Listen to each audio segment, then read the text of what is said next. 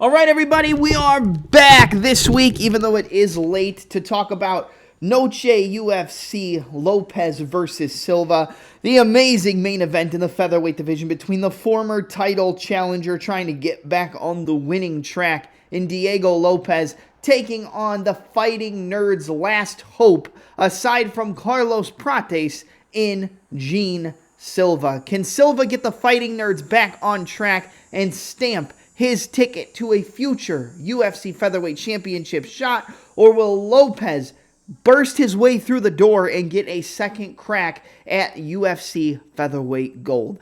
Well, we're going to find out this weekend, so without any further ado, let's get this started and step into the ring. All right, well, we're trying to get back on track after UFC or Dana White's Contender Series last night. Went 1-4 on picks. I don't know what the hell that was. We did say going in that it was just a weird week, but I mean, that Felipe Franco and Freddie Vidal fight, I said stay away from that. I bet on it because at that point a lot of the main fights had been over with. I think already the first fight had been over, and I was like, oh, let me put it in a parlay, just Felipe Franco inside the distance. Yeah, that was one of the sloppiest fights I've ever seen, and Freddie Vidal gets a submission with like 10 seconds left in the third round. So, good pick on you if you picked Freddie Vidal. Probably should have been an underdog play from the beginning. Larry Ann Douglas sent Cam Teague into another dimension. I mean, that was one of the nastiest knockouts I've ever seen in MMA, let alone on the Contender Series. Literally just blew his head off his shoulders. Yeah, that was terrible. In a good way, But, yeah, the only one we got right was Larry Ann Douglas. Like I said, the main event, I guess I underestimated the early finishing upside of Steven Asplund. I figured he could get a finish, but it would probably be late and having to survive the first round. But I guess it makes sense. You got two heavyweights coming in trying to get a contract. And the dude, they used to weigh 500 pounds. Like, when you cut all that weight and get in shape, you're going to be a lot stronger than somebody who just naturally builds themselves up to that frame. But, yeah, the reincarnation of Darren Schoonover, or Daryl Schoonover. I think it's Darren Schoonover. I don't remember, Darren or Daryl, titties from The Ultimate Fighter. Yeah, that was a crazy knockout and kind of fraud-checked his opponent in the Daywalker. But, yeah, let's get into UFC Noche or Noche UFC. I'm going to try to keep this breakdown short, but still give you what I need to give you. So we'll kick it off in the middleweight division with Zachary Reese taking on Cedriques Dumas. Yeah, this Dumas guy, he's in a position where I think he needs to win, but I also think he's in a position where he's kind of just taking this fight for the money. It probably wants to get his show money. Obviously wants to get the win money, so I think he does come into this fight with a little bit more motivation due to all the personal life issues, the ankle monitor, house arrest, constant court cases and arrests. I think we've seen that this guy can kind of just come in there and quit on himself. Like, if he gets hurt, he's not a guy who can get hurt and come back multiple times. Usually if he gets hurt, he kind of just shells up, and that's about it. Zachary Reese is a guy who, yeah, I don't think he's the best guy in the world. Yes, I think he was heavily overrated coming into the UFC, but I also kind of think that he's become a little bit less like a cannon and more like a shotgun. Like, he's not just going to come out and blow you out of the water in 1 minute. Like, he's going to try to find his shots. He's going to try to, land his kicks to the body. He's got very good rear kicks and roundhouse kicks to the body. He's got a good jab. He can come up the middle with the uppercut. He's good inside the clinch. And I think the power is what's going to be the biggest difference here against Dumas, where I think Dumas does have that motivation because he wants to get that extra money because of all the issues he's had going on in his life. I also think that those issues kind of take away from him being able to prepare sufficiently for a fighter who is going to give you hell early, or at least should come out and give you hell early, in Zachary Reese. So I'm going to take Reese to win. I'm going to take Reese by round 1 TKO. Would not surprise me if he locked up a submission, but I know Dumas has decent jiu-jitsu, so maybe you don't want to play that game. But I just don't think Dumas is in it. I think you can tell from the personal life and the issues outside of the cage that he's really not in this game to be the best in the world, and I kind of think he's just doing this to get the money. Obviously, like I said, got motivation, wants to get that win bonus, wants to come in and look impressive. I just think Zachary Reese is the wrong guy to do it against. I think this is good matchmaking on the UFC, but I got to take Reese. I think he's the better fighter. I think he's more technical. I think he hits harder, and I think he's more explosive. And in a fight that's probably going to end early, I have to take that side. So give me Zachary Reese. I'm going to take Reese to win by round 1 TKO over Cedriques Dumas. All right, next up, a battle in the flyweight division between Jesus Aguilar taking on Luis Gurule. So in this one, I was big on Gurule coming in against Ode Osborne. I thought that he was going to be able to overwhelm him. I thought he was going to be able to get past the reach and length advantage that Ode had and kind of just push him back, overwork him, push him against the fence, land knees and elbows inside the clinch, maybe change levels and get some takedowns and use his wrestling later on in the fight. And that's really not what happened. Ode was kind of picking him apart from the beginning. He never was able to crash the distance and get past that range, and then he got hit with a 1-2 from hell and lifted off of his feet and knocked unconscious. Literally got hit and was lifted off of his feet. I think it was as he was throwing a kick to the body.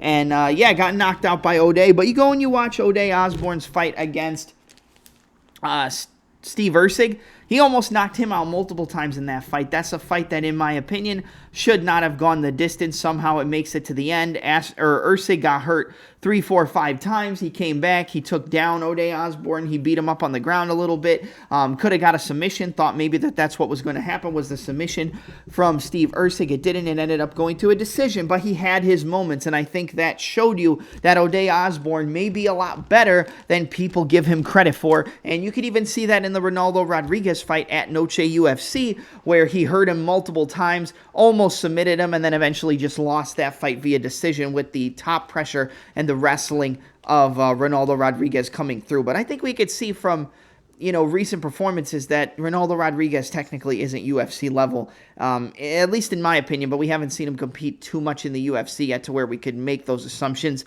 But looking at this fight, man, I think Gurule is going to be the more well-rounded fighter. He's going to have the better striking. He's going to have more volume. He's going to be better technically. He's probably going to be at a power disadvantage, with Aguilar being able to come in and land big overhands, big hooks, big 1-2s down the middle. And we do have to worry about the chin of Gurule. I think that the chin could give him some issues, and we don't know how well he can really take a shot. Getting knocked out like that against Ode Osborne, a guy who hasn't really knocked out anybody in a really long time, but just came in and hurt Steve Erceg. You can make the assumption that maybe Gurule doesn't have the best chin, but Erceg's also a guy who comes in and gets hurt, gets rocked, gets wobbled, or gets finished in a lot of the fights that are closer than people believe them to be. So, I think Gurule is better. I think Ja Rule has the more well-rounded game. I think the only thing he really has to watch out for is a big overhand over the top as he closes the pocket, or getting rocked, shooting a bad takedown, and potentially getting caught in the guillotine from Jesus Aguilar, because that is going to be his best submission,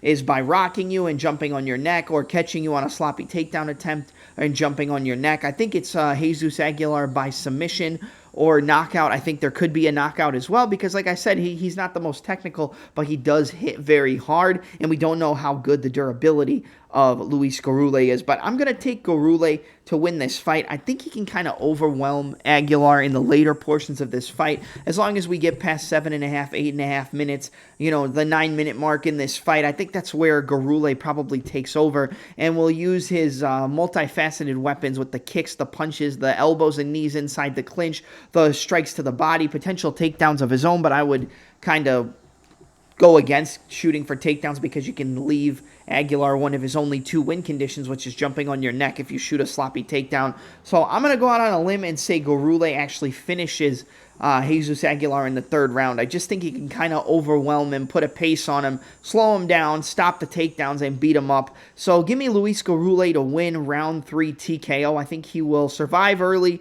Maybe he gets clipped with a big shot, gets put in some hairy situations, but is able to put that pressure on Aguilar, push him back, work the body, throw multi-shot combinations, get in close, make it dirty, and finish him off late. So Luis Gurule round 3 TKO over Jesus Aguilar is going to be the pick, and we'll move on to the next one.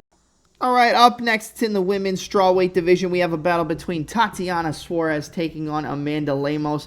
And honestly, I don't know what to make of this fight, because I know that wrestling, takedowns, top control, and submissions have kind of been the kryptonite for Amanda Lemos in her career. When she loses fights, a lot of the time she's not getting outstruck on the feet. She's not getting outpowered. She's not getting overwhelmed, aside from, Zhang Weili, but Weili shot some takedowns as well and was able to kind of out-wrestle her. Now, the better wrestler in this fight, the better grappler, is Tatiana Suarez. Coming into the fight against Weili, she was known as the female Khabib. I even picked Tatiana Suarez to win. Weili came in as an underdog. I feel like a lot of people thought that was a trap, and you cashed pretty easily on an underdog, aside from maybe a few minutes in the first round where she got taken down and it looked like maybe it was going to go the way we thought before the fight took place.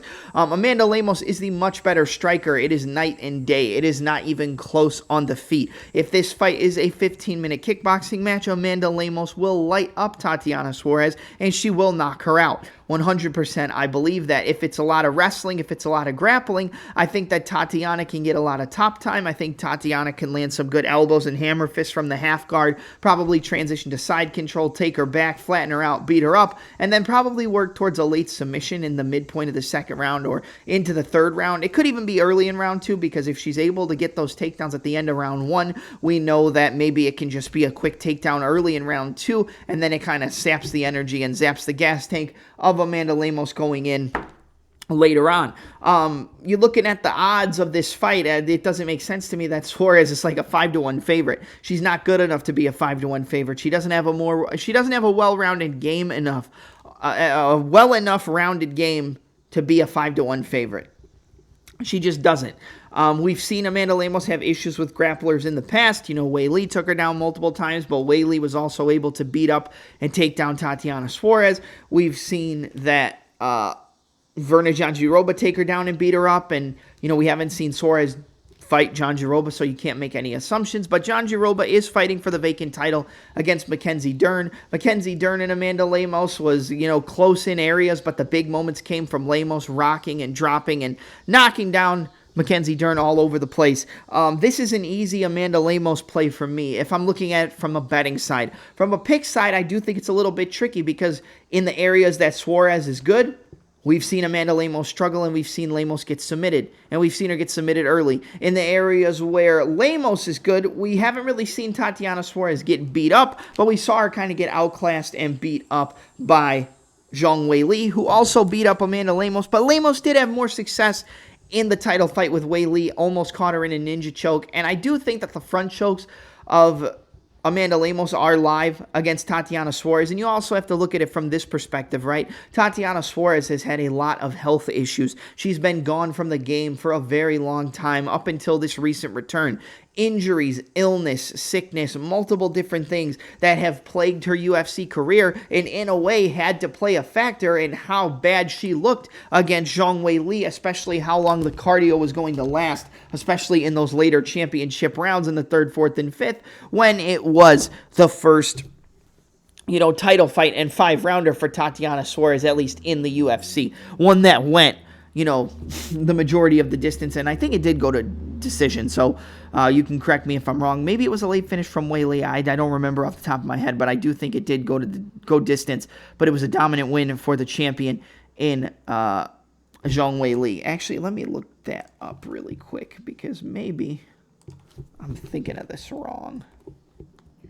Zhang Weili.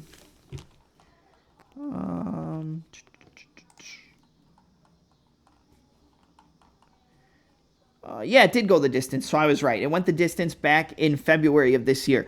So look at, if Suarez gets the takedowns early, gets top control, has a lot of top pressure, she's probably going to TKO or submit Amanda Lemos on the ground. If she gets the takedowns, but Lemos threatens with subs and works up to her feet and beats her up on the feet, then Lemos is going to win. I'm taking the underdog. I'm taking the plus 350 in Amanda Lemos. I do think that she has more ways to win, and every fight starts on the feet. She could get submitted, but I do think Lemos' takedown defense has improved, and she will threaten with subs off of her back as well. But yeah, like I said, I think Suarez could get a sub or ground and pound early, but I'm going to say that Lemos pieces her up on the feet and actually ends up getting a TKO victory in this fight. Yeah, a women's fight to not go the distance. It's like the second coming of Jesus. But Amanda Lemos to win. I'm going to take her by a second round TKO over Tatiana Suarez. All right, next fight up is in the lightweight division. You got a battle between Claudio Puelles taking on Joaquim Silva. Yeah, I'm going to keep this short and sweet. Claudio Puelles is not an MMA fighter. He is a jiu-jitsu nerd. And I'm going to take Joaquim Silva because I think, like I said before, every fight starts on the feet. I don't believe Joaquim Silva has been submitted in the UFC, but he has been knocked out before. So do I think that he has the chance to knock out Silva? In a way, I guess you could say maybe, but I really don't think it's going to happen. I think Joaquim Silva has too much power. I think he hits too hard, and I think that he's the type of guy where he'll get hit, and his opponent in Puelles, he will get hit, and then as he gets hit, he'll try to fall to the ground and look to tie up and wrestle. I think Joaquim Silva knows that's what he's going to do. I think for the most part, he's going to stay on the feet. He's going to outstrike him, and he's going to just beat him up. I mean, Joaquim Silva is known as Neto BJJ. He has 3 wins by sub, 7 wins by knockout. He's been knocked out 3 times, never been submitted, 2 losses by decision. I don't see Claudio Puelles coming in here and knocking out Joaquim Silva. He's got 2 wins by KO, 7 subs, and 3 decisions.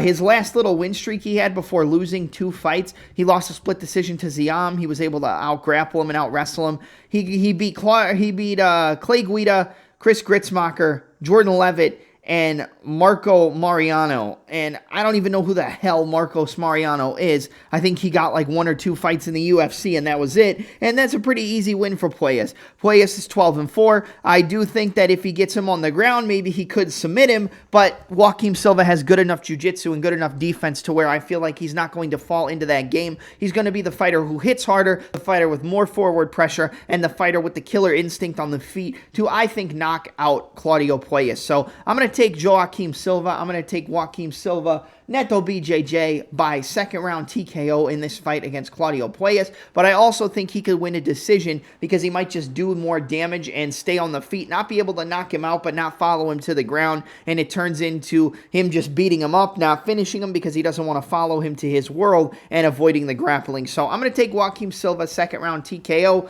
But like I said, a decision is definitely live. All right, next up, we got a battle in the lightweight division between Rafa Garcia taking on Jared Flash Gordon.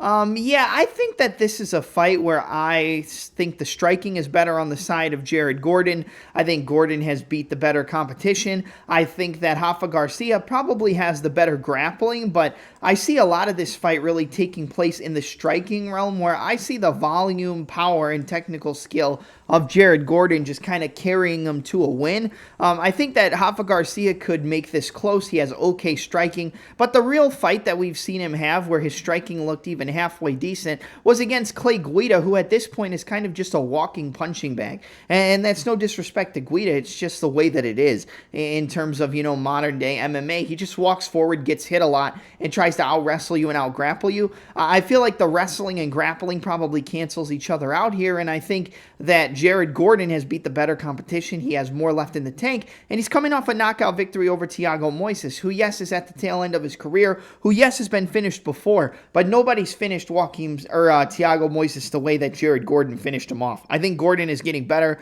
I think Gordon is improving. I think after that Paddy Pimblett decision loss, he kind of changed up his game and has kind of looked for finishes more often than he did earlier. He's got that knockout win over Mark Madsen, which I don't really rate too highly. I don't really rate that, much at all. But he did knock him out. He's got the knockout win over Moises, which is definitely impressive. And, he's got that fight with Nasrat Haqparast, where a lot of people thought he did enough to win that fight on the scorecards, and that was a banger, that was a brawl, and that was a war. I don't think Rafa Garcia is built for a war. I think he has decent volume and decent output early, but I think the later we get into this fight, I see Jared Gordon taking over, and I think Gordon has more power in his hands, and I think, like I said, the wrestling kind of cancels each other out. So in this one, I'm going to take Jared Gordon. I'm going to take Gordon to win by a decision. I think it's definitely live that he gets a second or third round TK TKO because, like I said, I think he is the fighter who has probably improved more in recent performances, and I think Rafa Garcia has kind of fallen off a little bit. But I'm going to take Jared Gordon, 29-28 unanimous decision. But again, a late TKO is definitely live because I think he has better technical skills on the feet, better technical boxing, and more power than Rafa Garcia. So give me Jared Gordon to win 29-28 unanimous decision, and yeah, we'll move on to the next one. All right, next up in the middleweight division, you have Dusko Todorovic taking on Jose Daniel Medina. Both of these guys are glass cannons. Both of these guys can be knocked out. We talk about the durability of Jose Daniel Medina. We've talked about it a lot. A lot of people even may have picked him against Atiba Gautier because they thought if Gautier couldn't knock him out, he would get out volume, outpaced, outworked, and outpressured.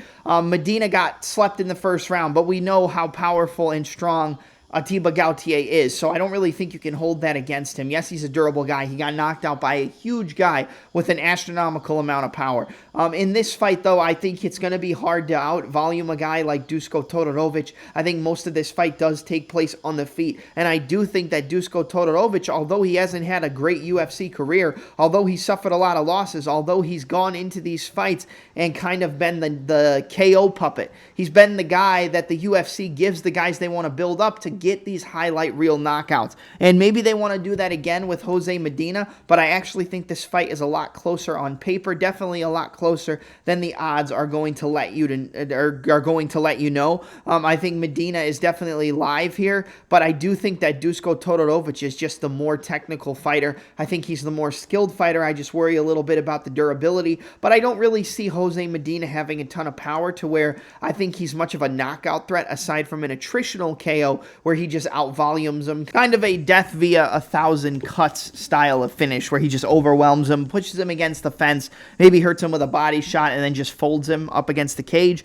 But I don't really see that happening here. I am going to pick Dusko Todorovic just because he's had the higher level experience in the UFC. He's got a lot of power. He is a pressure fighter. He's decent inside the clinch. But it wouldn't surprise me if Medina won. But I'm not going to pick him. I think he got signed because of his durability. They thought he was a tough guy, but he didn't really have a good performance. He comes in against Atiba Gautier. People kind of overrate that durability, myself included, and Gautier finishes him and puts him on death's door immediately, knocks him out cold. So we don't know what durability is going to look like in this fight, suffering that vicious knockout that he did. I kind of rate him similar to like a Cam Teague. I think Cam Teague is way better, but a lot of people were coming into that Larry Ann Douglas fight on Tuesday like, oh, if he survives, he hasn't been knocked out, but if he survives, he can, and it didn't happen. I think that Dusko Todorovic, although he's not a one-hit knockout guy, I think he will eventually just overwhelm him and hurt him to the body, hurt him up top, elbows and knees in the clinch,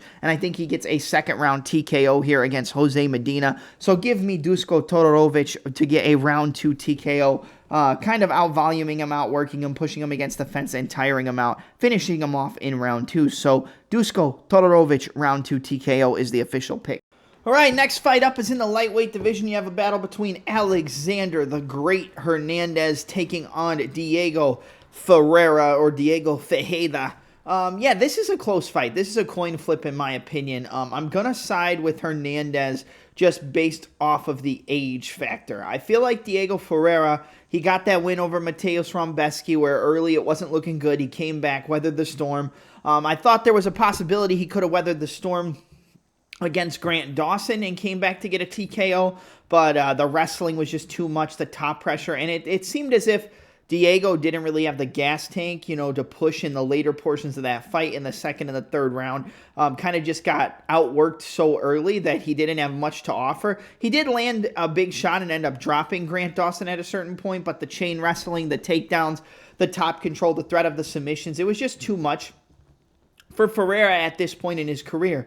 Now, Hernandez, I mean, he's been winning. He's been looking good. But a lot of the fights he's been winning, we haven't really expected him to be winning. Like against Kurt Holloway, he won, but I feel like that was Holloway's lack of a fight IQ. He made a mistake. Hernandez capitalized on it, got the takedowns in the third round and ended up winning. But a lot of the fights Hernandez has been winning lately, we haven't really thought he was going to win them, or they were close decisions that easily could have gone the other way. And that makes this fight a little bit harder because I think if this fight took place before the Chase Hooper knockout that he just had, I think a lot of people would be on Diego Ferreira, and I think Ferreira would be a heavy favorite. But coming off the fact that he landed basically the only win equity he had against Chase Hooper, he landed a big right hand, dropped him, knocked him out right at the end of the first round, we knew that that was really the only way that Hernandez was going to win.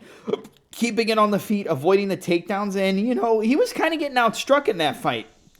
Excuse me. The kicks of Chase Hooper were doing well. He was keeping him at range, keeping him at distance. Diego Ferreira is not going to fight like that. Ferreira is going to bring the pace. He's going to bring the pressure. He's going to get on the inside. He's going to look to wrestle. He's going to look to take him down. I think that there is a possibility that Diego could take over late. But again, this is a really tough fight because I think we're going to overestimate the performance against Chase Hooper, who is notoriously chinny. Now he's going up against a guy who has been dropped, who has been rocked, who is known to be historically very durable, but is also getting older. Hernandez has a lot of momentum. He's been looking good, but again, a lot of the fights he's been winning, they could have gone the other way, arguably, aside from the Jim Miller fight. I think he won that Jim Miller fight pretty clear.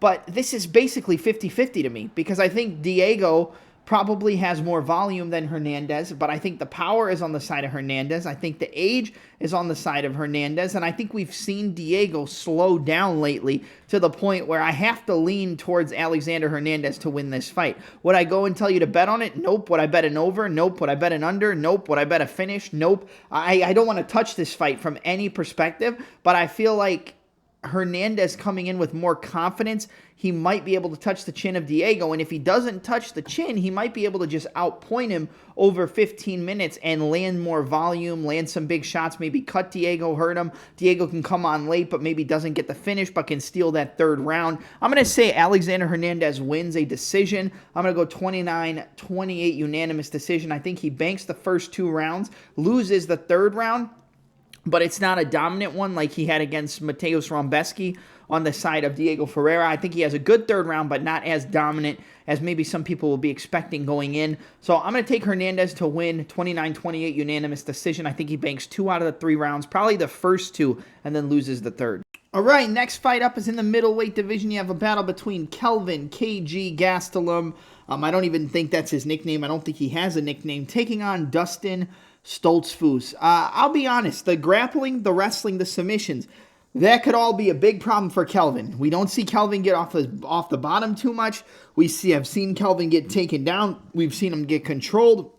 I feel like if the takedowns do come to the light for Dustin Stoltzfus, he can land a lot of top control time and eventually set up probably a topside arm triangle choke or force Kelvin to give up his back and maybe could get a submission. But I'm not going to pick that. I think Kelvin comes in here and I think he knocks him out. I think he puts down Dustin Stoltzfus. I just feel like he's too fast, too crisp, too powerful. And yes, at this point in Kelvin Gastelum's career, can you really trust him?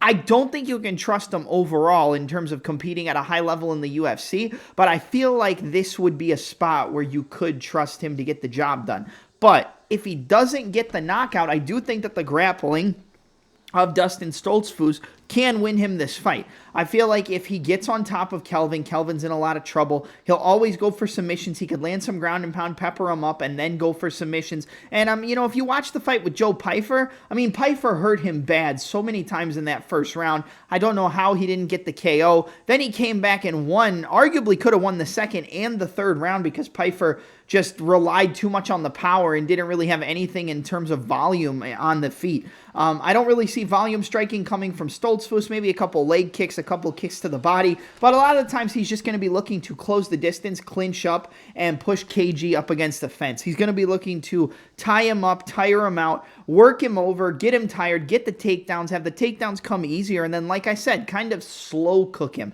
This is a slow cooking type of performance that we could expect from Stoltzfus if you think he's going to win.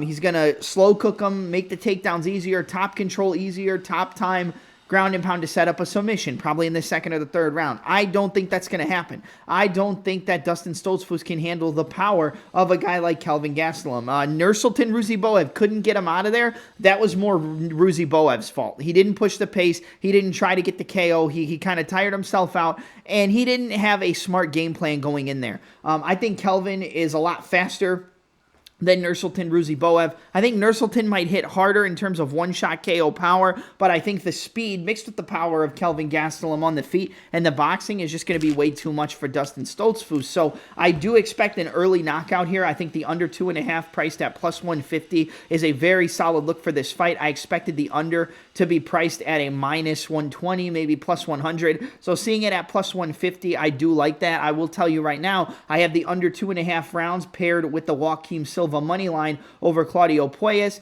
I think that's a good two-leg parlay for this card. But overall, in terms of a pick, I'm going to take Kelvin. I just think he's too fast, too crisp, too clean. I think it's going to be hard for Dustin to get in close, tie him up, and have prolonged success in the clinch or up against the cage to where he can get him down and get on top. Every round starts on the feet. I think Kelvin Gastelum is going to be moving in and out. He's going to be moving, using lateral movement. I think the biggest issue for Kelvin is going to be the weight cut, and will he be able to make weight? You don't know. You got to hold your breath. I think he makes weight. I saw a picture of him recently. I think he looks pretty good. He looks slimmed down. Looks like he's ready to compete in the weight class at higher potential than what we've seen. But he's also an inconsistent guy where you think he's going to win, he loses. You think he's going to lose, he wins. So I'm going to take Kelvin, though. I think Kelvin chins Dustin Stoltzfus. I'm going to go Kelvin Gastelum round 1 knockout. I think he puts him down and doesn't allow him to recover. So give me Kelvin Gastelum round 1 KO over Dustin Stoltzfus. And yeah, we'll move on to the next one. All right, next up, we're at the co-main event of the evening in the bantamweight division. You got a battle between Rob Font and David Martinez. Guys, I'm going to tell you straight up, I think the underdog can pull it off here. This is a tough fight to call. I think that Rob Font has looked a lot better in his recent fights than we've seen throughout his career. I feel like training at TriStar under Firas Zahabi, he's kind of developed a higher fight IQ. In terms of not rushing a finish, but not allowing himself to fall too far behind. He throws good 1-2s. His wrestling and clinch game has seemed to have gotten better.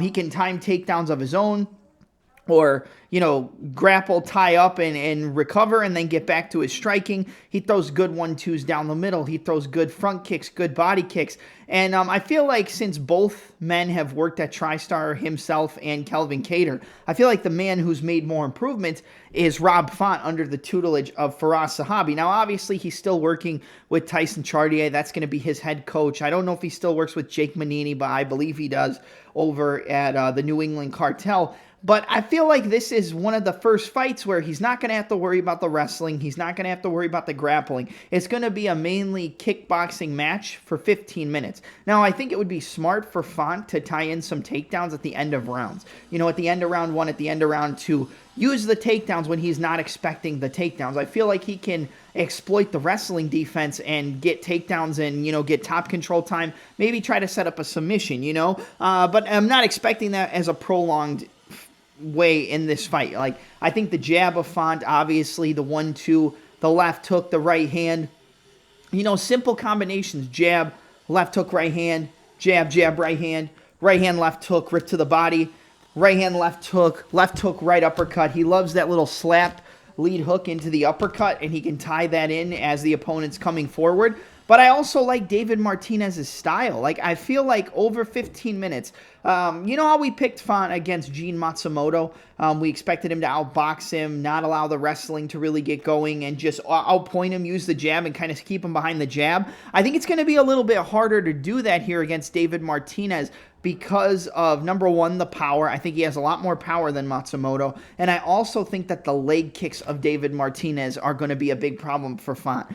Fighting a guy who's primarily going to be looking to box, you want to time that front step off the jab with the calf kick. You want to jab, feint, and then as they step forward, you want to try to get your head off the center line and throw the calf kick, or you want to time a hard calf kick as they step so that it kind of, number one, it's going to take their base away, it's going to take their power away, but it's also going to force them to switch stance. Now, Font is able to switch stance mid-combination. He does throw multi-shot combinations, but he's also going up against a guy in Martinez who is a very good counter striker. David Martinez has good counters. He cuts good angles, and I feel like he could clip Rob Font coming in. If you go back and you watch the Adrian Yanez fight, Yanez hurt him at a certain point, but then he was just able to overwhelm him, outpace him, outpressure him, outwork him, and get it done. Now, I will tell you, Font versus Raul Rosas Jr., which was the original fight, I was all in on Rob Font. This fight, I'm going David Martinez. I think David Martinez is going to win. I don't like going against my boy.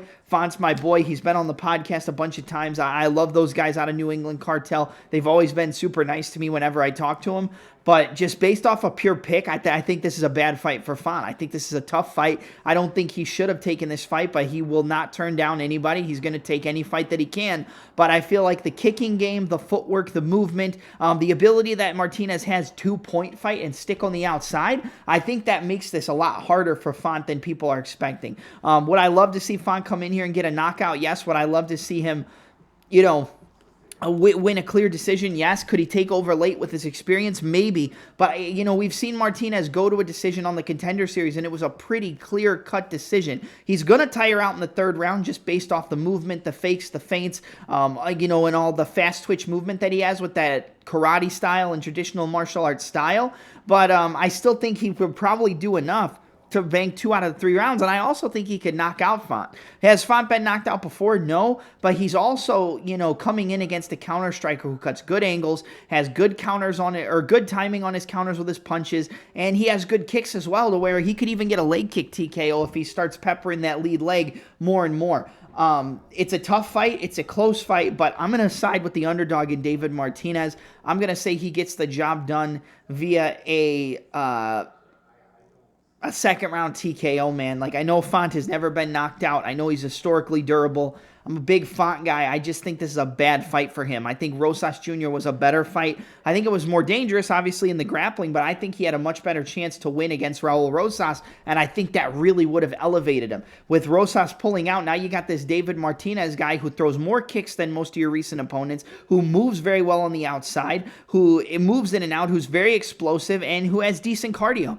I like David Martinez. I think he finds a TKO here. I think he catches Font coming in and peppers the legs early and catches him with a big shot and gets a TKO. I don't think it's a full-on knockout, but I do think he finds a TKO, or he can win a decision, like I said, by just peppering the legs, landing good counters, fighting on the outside, and catching Font coming in. I think Font's going to have some good moments. I think the jab will work. I think if he can close off that distance, he can have some success later on in the portions of the fight, like the midpoint of the second and into the third round. But I think David Martinez wins. I think Martinez wins by TKO. So give me David Martinez to come in as the underdog and beat Rob Font via a second round. We'll go second round. Second round TKO. I don't think it's a clean knockout, but I do think he will pepper the legs with the kicks, come in, catch him coming in, and hit him with a big shot, hurt him, and the ref will stop the fight. So my pick is David Martinez, round 2 TKO over Rob Font.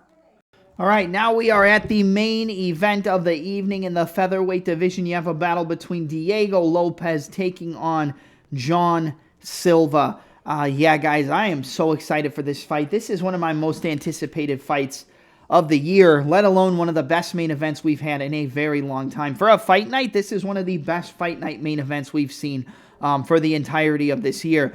But yeah, guys, Gene Silva versus Diego Lopes.